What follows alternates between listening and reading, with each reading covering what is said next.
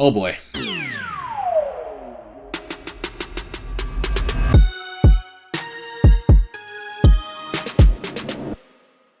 So Doctor Strange in the Multiverse of Madness sees Doctor Strange helping this young girl named America Chavez who has this multiverse hopping abilities, and she's being sought by some entity who's trying to steal her powers. And I know this movie came out like 4 weeks ago, a little over 4 weeks ago at the time of filming this, probably even more at the time I post it. I have not talked about it since my initial reaction out of the theater, and there's several reasons for that. First of all, I was going to film that first weekend, but I just hadn't quite processed all my thoughts yet. I was still kind of taking everything in, hadn't fully solidified how I feel about the movie yet. Then the following weekend, I got a pretty bad cold, so I wasn't able to film that weekend. And the cold lasted, at least the cough part of it, lasted for a while, like several weeks. So the following weekend, I couldn't film. Then the weekend after that, I couldn't film because I was coughing so much. Didn't really want to film a video since I was coughing that much. I feel like it'd be pretty difficult. I'd have to edit around it a lot, and I didn't really want to do that. So I'm finally able to sit down and talk about this movie in spoiler-filled way. So I'm going to first get my spoiler-free thoughts out of the way real quick. And I pretty much covered this in my initial reaction when the movie came out, but I was very disappointed in this movie. I thought it is a bottom-tier MCU movie. I think it'd have it like 4th or 5th worst in my MCU ranking, which is incredibly disappointing considering this is my number 1 most anticipated movie of the year, and I came out just feeling pretty empty, and I'm going to get into why, but spoiler-free, so the visuals, acting, directing, the horror vibe, the action, the violence, all that was great. The score was great, too, from Danny Elfman. Surprised me. I'm not a massive Danny Elfman fan, but his score was honestly quite good. Some of the imagery was really good. The horror imagery, Sam Raimi, he's going to bring that to the table, and he certainly did that in this movie. That being said, I really disliked a lot of the story directions and a lot of the decisions they made with characters, one character in particular, and we'll get into that in the spoiler-filled thoughts. And then I also thought they really kind of wasted an opportunity for more multiverse craziness. All the rumors we were hearing about all these cameos and stuff. And I even made a video about how I was worried there was going to be too many cameos and that would bog down the movie. That's not what happened. In fact, there's only a few cameos, which I'll get into the specifics of that in my spoiler-filled thoughts. But I never thought I'd be saying at this point that I don't think there was enough cameos. There wasn't enough multiverse stuff. The multiverse was prevalent in the movie, but they didn't use it to its full potential. So those are my brief thoughts on the movie and why I was disappointed. I would give it a 6.5 out of 10. And again, bottom tier MCU for me. With that out of the way, let's get into my spoiler-filled thoughts, specific things I kind of want to talk about that I couldn't talk about in spoiler-free. The first thing and the most important thing for me is Wanda's arc. I did not care for Wanda's arc in this movie, and let me explain why, and a lot of people are defending it, but let me just get my thoughts out of the way why I was not a fan of it. The main issue I have is that it's too quick. We go from where we last see her at the end of WandaVision. Certainly she did some bad things. She trapped an entire town and tortured them on accident, by the way, and once she fully realized what she was doing and the pain these people were going through, she let them go and felt really bad about it. People say, oh, she didn't feel bad.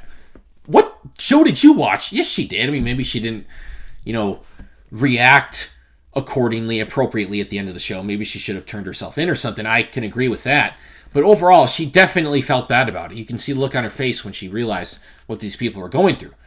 So you go from that to, in this movie, the first time we see her, we think she's, kind of just chilling, but then she lets go of the illusion and we realize she's all of a sudden full villain and just willing to casually, nonchalant, just kill all these Kamar-Taj people. That is a massive, massive leap for me because it's just, I don't buy it. And I feel like when I'm watching that scene when she starts killing all those people at Kamar-Taj, I'm like, is this really happening? Like, the performances are great. The execution of the way it looks on the screen is done well. But the things that are actually happening, I'm like, am I watching fan fiction? Is this a dream? Like, it just seemed really bizarre and jarring to me that you would go from where we last saw her in WandaVision to all of a sudden being willing to casually kill so many people and not care. And now I'm going to touch on another thing. A lot of people are saying that the reason for this is the Darkhold.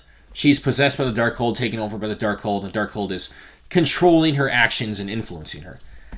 I guess that's fine. I'm not really a big fan of these inanimate objects taking someone over. I think that's a lame plot device. I think that's lazy writing. But if you're going to do that, you have to show us that happening. You can't just say, oh, it's a Darkhold. Darkhold took her over and now she's evil. Okay, can you show us that progression, though? Like, maybe start out in the movie with her trying to help Doctor Strange, and then as the movie goes along, she slowly gets corrupted by the Darkhold and becomes a villain by the end. That would be totally fine. So my main issue, again, is that it was too quick. Her heel turn was too quick, and they didn't earn it for me. Oh, it's a Darkhold. Yeah, okay, but why couldn't they show us that then? And then, on the other hand, it's funny because, well, first of all, she's not dead. There's no way they're going to kill her like that, right? And if they did kill her like that, this is probably the first time that I am severely let down and frustrated and angry by an MCU decision. This would leave a very sour taste in my mouth if she actually died that way. Now, I don't think she did, and I really hope they don't just bring in another version of Wanda from the multiverse and then have her replace our Wanda, in a sense. I'm not a big fan of that. That's why, even though I like multiverse stuff in general, that's an aspect of multiverse that I'm not a big fan of. To where there's no stakes and nothing really matters, and that's another problem with this movie in general, is that nothing really felt like it meant anything. So continuing with the Wanda stuff, people are saying, oh, she's beyond redemption now. She did so many evil things. It's like, wait a minute. First of all, Loki killed way more people than she did, and Loki got redeemed, and it was done well. And on top of that, these are the same people that are saying the Darkhold was the entire reason she's doing what she's doing, and they're also saying she can't be redeemed. It's like, wait a minute. You can't have it both ways, because she destroyed the Darkhold at the end of the movie. So if the Darkhold was the entire reason she was doing this stuff, and it wasn't really her, then she should be able to redeem herself just fine. It's like, you can't, how do you square those two things? That's always strange to me. I've seen a lot of people say that. The discourse around this movie, specifically involving her character, has been quite odd to me. And a lot of people are saying, oh, this was totally the direction her character was headed. It was the natural progression of her character based on what has happened throughout the MCU and what happened in WandaVision. I don't necessarily disagree with that. Again, to me, it was just rushed. They skipped over too much. It was too much of a jump from where she was in WandaVision to where she is at the beginning of this movie. If they would have showed more of her being corrupted by Darkhold, if they would have built up to it, that would have worked much better for me. That's my main issue. Now, a lot of people, talking about how great her performance was and how she killed as a villain. I agree with that. That was phenomenal. She did the absolute best with what she was given, which, by the way, some pretty cheesy, lame dialogue in this movie, given to both her character and Doctor Strange and a bunch of characters in this movie. The dialogue was not the strongest part of this movie, but her performance was so good that she made it sound cool. That's how great Elizabeth Olsen is, and she kills it in this movie. Phenomenal, steals the show. As much as I don't like the direction they took with her character, I thought she's one of the best performances in the MCU in this movie, and I would love if she got nominated for Best Supporting Actress. I don't think they will for a movie like this, but that'd be cool. I think that's probably the only thing that should get nominated for this movie. Maybe the score or the visuals, but definitely not Best Picture, and it probably wouldn't be nominated anyway, but I wouldn't nominate it even for my Best Picture. Aside from that, I think that, so there was another thing I was thinking. I forgot what it was, and I'm doing this all off the cuff. I'm not going to really do a ton of editing. I thought there was another thing I wanted to talk about in regards to the Wanda character. Oh, right, so people love that she went full villain. And again, I'm fine with it if they build up to it, which I didn't think it was earned. And it seems like people are just not willing to hear the argument from people who feel the way I do, that it wasn't earned and weren't a fan of the way it was executed, because they're just obsessed with the idea of Elizabeth Olsen's Wanda being a villain. I understand that, because she killed it in the role. She was great. But just think about it from my perspective. It's like, no, I didn't buy it. I didn't think it was earned. It was too quick of a jump for me. Again, when she was killing all these people, it felt like it was written by a child. Like, I felt like I was watching fan fiction. The way it was visualized on screen was cool, but the writing of it, very, very odd to me. That is probably my biggest issue with the movie. Another one, which I touched on briefly in my spoiler-free thoughts, is that they didn't do nearly enough with the multiverse itself, and that severely let me down. The only cameos we get the Patrick Stewart as Professor X, which, if we saw a trailer, the second trailer, we knew that was going to happen. So they spoiled the biggest cameo, the biggest surprise in the movie. And most of us were thinking, like, okay, if they're showing this one, that means that what we're going to actually have in the movie is going to be really big. That's not what happened. They spoiled the biggest cameo in the trailer. Massive, massive mistake. I don't know why they would do that. And the only other big cameo we get is John Krasinski's Reed Richards, which I like that. I enjoyed it. I really want him to play the character. If he doesn't, that's fine. Although I kind of wish... I hope they don't just put him in this movie and then never again, because that feels like just a cynical appeal to fans, just cynical fan service to me. It feels like a bit of a slap in the face, like a tease. Oh, we're dangling the fruit. We're not going to actually have him play the character in our MCU. All we see is him, getting killed and, turned into these strings of rubber or whatever. Like, yeah, not a big fan of that. Well, I will say, though, Wanda killing the Illuminati, the deaths were brutal and really cool. But the Illuminati themselves didn't really feel that was super necessary. They were basically just there to explain that Doctor Strange had gone full heel in their universe, or I guess he had been corrupted by the Darkhold in their universe. And something I did like about this movie is that Doctor Strange kind of goes in these different universes. There's only like 3 of them that they actually stay in, though. So that was a bit of a disappointment.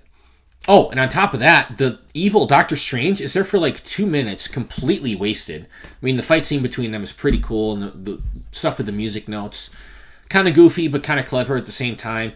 His character completely wasted. I really wish they would have done more with him, and he was prominent in the trailer. So, not a big fan of that. That scene felt almost entirely unnecessary because Doctor Strange had already learned, that he is a guy that is capable of going too far, and because of his hubris, and as Rachel McAdams' character, Christine, says earlier in the movie that he wants to be the one holding the knife. He always wants to be the one in control, and in every other universe, he goes too far with it. So our Doctor Strange learns not to do that. So that was a good arc. I enjoyed that.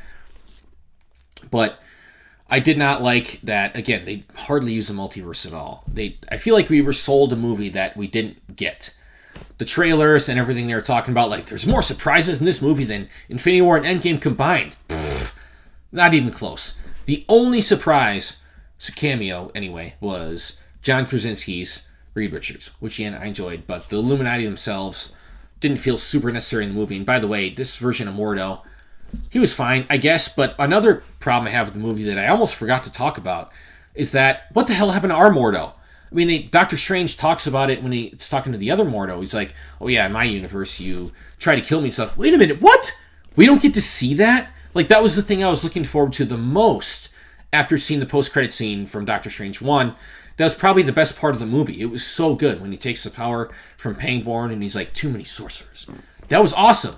I was really looking forward to what they were going to do next with that. And then they just completely brush over and say, yeah, this guy tried to kill me throughout the years. What? And we don't get to see that. Come on, guys, what are you doing? And apparently he was supposed to die in the opening scene, killed by Wanda. I would have fucking hated that. So what I hope this means, the fact that scene was not in the movie, is that it's not canon. It didn't happen and that our Mordo was still alive.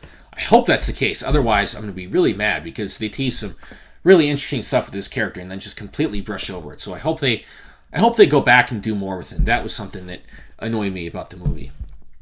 And then aside from that, I think that the final act was fun. I mean, the Doctor Strange taking over the zombie was cool for a while. It was cool visual, but then it gets a little bit goofy and they kind of undercut the dramatic tension because he's like trying to give this big pep talk to America Chavez and he's talking like that's you're fucking with the tone there a little bit too much. You're going, Sam Raimi got in his way a little bit too much there, and that it's hard not to laugh when he's acting like that, but he's trying to deliver this serious moment, and it just didn't land for me. But aside from that, I liked a lot of what the third act did. I certainly liked how they defeated Wanda in this movie, even though, again, not a fan of how quickly her heel turn was and how I didn't like it, and I felt it was unearned. I did like how they ultimately defeated her by basically showing her, putting her up to a mirror, so to speak, showing her this is what you've become. Even your own kids are scared of you now, and you're attacking your other version of yourself just to be with your kids, and they don't even like you. And she's like, I'm not a monster. I wouldn't hurt you. I wouldn't hurt anyone, which is completely delusional, by the way. And then finally realizes what she's been doing, and then destroys the Darkhold, and presumably kills herself, which, again, no chance. I like that. I like that ending. Again, if she's alive. If she's still alive, I like that ending and how she kind of redeemed herself at the end there, destroying the Darkhold, which destroyed it in all the other universes, which is a bit confusing. How exactly does that work? But it's whatever. And then, damn, there was another thing I was going to talk about. I had it. Oh, no, wait. Shit, I had it in my head, but I kind of forgot what it was. So hopefully I'm going to kind of just talk about other stuff, and then hopefully that comes to mind. So the post-credit scene, or I guess the mid-credit scene. I'm of two minds of this. First of all, I enjoy seeing Charlize there. She's awesome, one of my favorite actresses, and totally gorgeous. Can't wait to see her, in the MCU again. I'm sure they're going to do a lot of cool stuff with her and Doctor Strange in the future, based on the end of this movie. But I don't like how they completely glossed over the ending of the actual movie, where he grows this third eye, which shows that maybe this Doctor Strange isn't incorruptible. Maybe he's going down the same path, to a certain extent at least. And he's like, and screaming and stuff, and then we get to the mid-credit scene, and he's got the third eye, and he mastered it. It's like, wait a minute, that was such a huge deal at the end of the movie, and then they just completely gloss over it, now he's mastered it, and everything's fine. So that was a bit of frustration for me, although, again, I do like seeing Charlize in the MCU. Can't wait to see her again. And then the Bruce Campbell post-credit scene.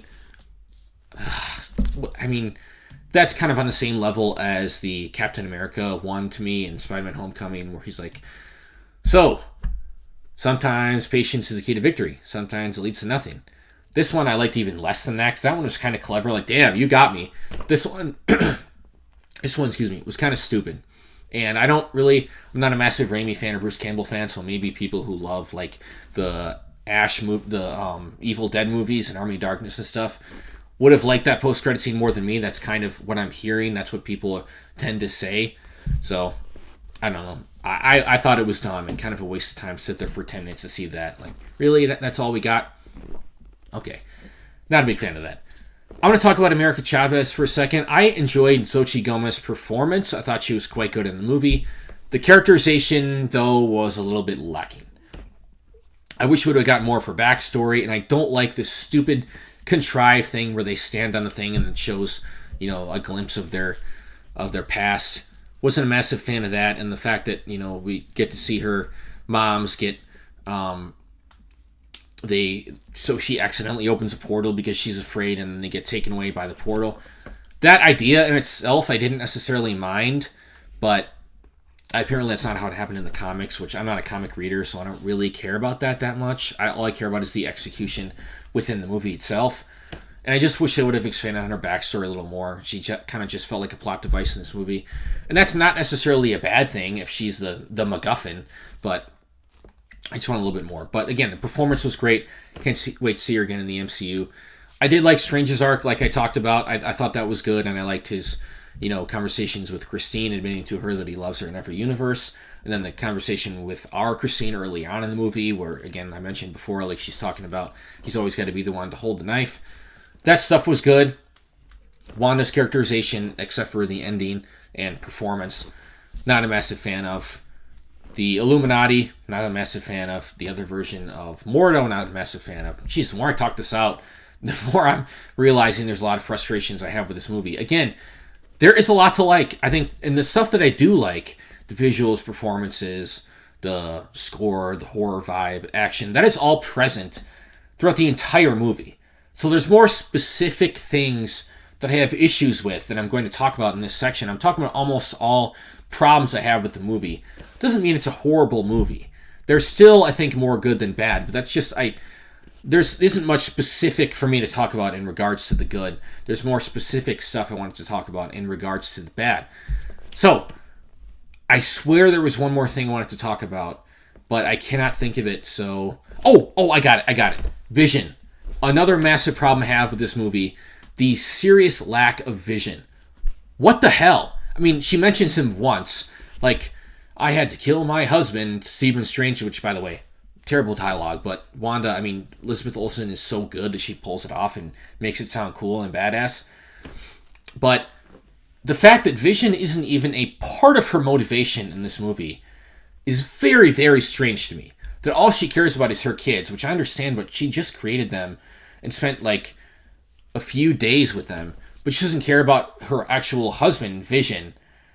It's like, okay, that is very odd. You just got that one mention in passing in this movie. It isn't even a slight part of her motivation to find Vision in another universe, bring him back, and then it's all about her kids.